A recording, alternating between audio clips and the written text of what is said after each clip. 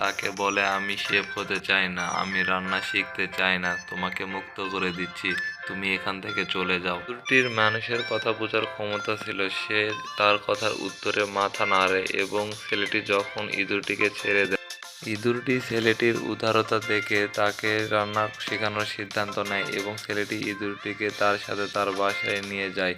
ইঁদুরটি ছেলেটির মাথার চুলের সাহায্যে রান্না করতে শেখায় এবং ছেলেটি ইঁদুরের সমস্ত টেকনিক শিখে এবং ইঁদুরের কথা মতো রান্না করতে থাকে। এভাবে ছেলেটি একদিন বড় রাঁধুনি হয়ে ওঠে।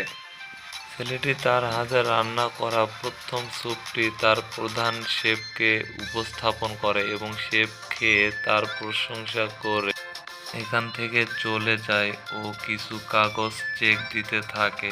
সে কাগজ দেখে যে সে আর কেউ নয়, সে ছিল তখনকার বিখ্যাত রাঁধুনির ছেলে ও এই রেস্টুরেন্টের